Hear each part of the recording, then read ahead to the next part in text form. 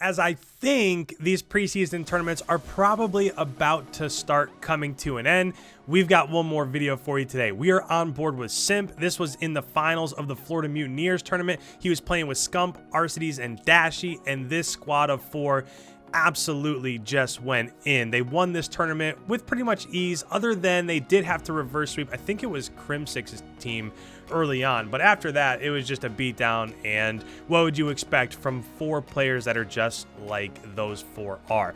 With that said, I do want to bring up the minimap here and just talk through a few things so we know exactly what's going on here when it comes to Crossroads Hardpoint. We will go through and talk about spawns and flips and a lot of things, so I just want to make sure you guys are all good. One thing I will say real quick is I hope that P3 and P2, I hope that these are eventually flipped. And the reason why is because for P1, obviously you want to have it doesn't really matter which side you're spawning from, right? One team spawns here, one team spawns out over here. It's pretty even. This becomes pretty easily contested for P1.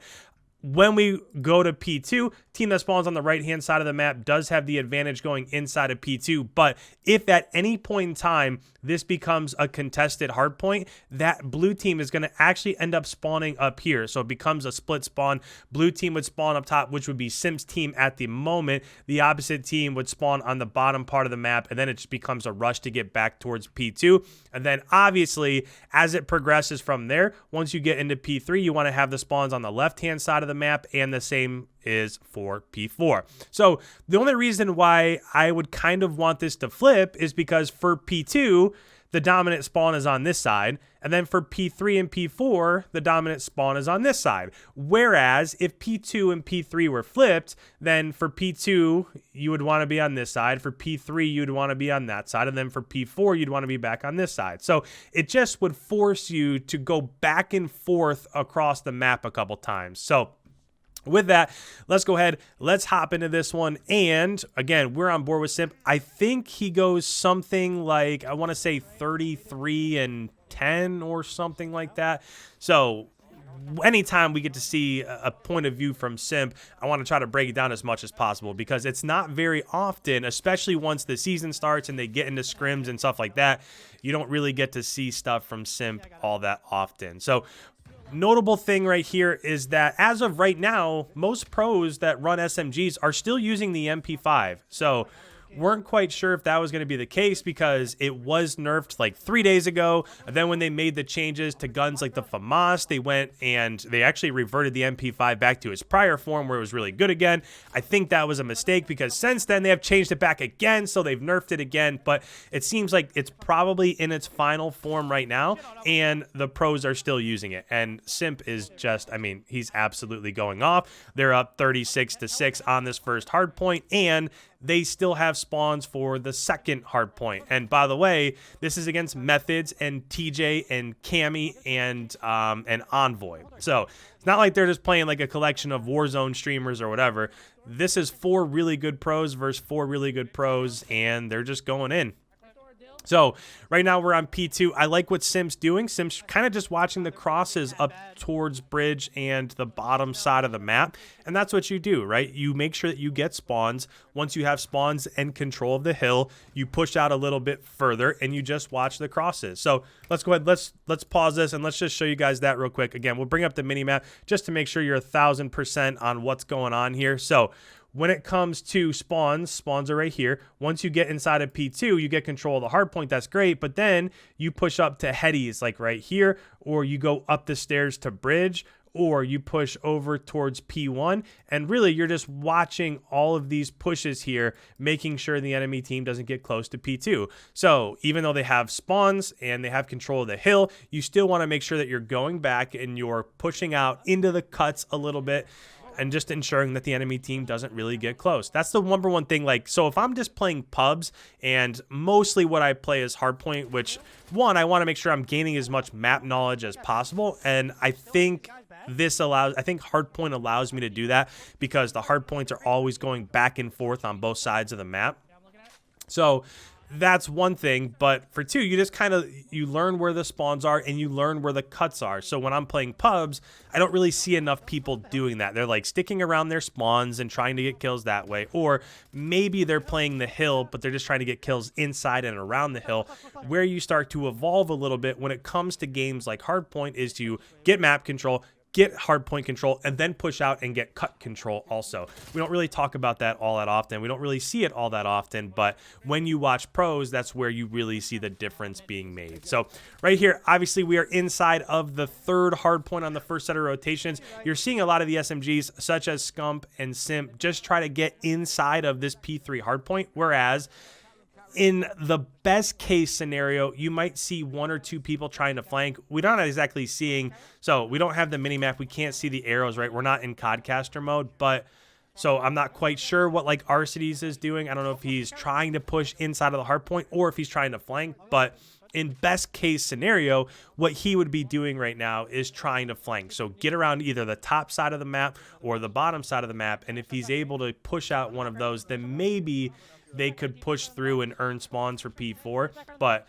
they have a 40-point lead. But basically for the entirety of P3 and so far the first 20 seconds or so of P4, they've been spawning out. They can't exactly get inside of this hardpoint because they just haven't had spawns.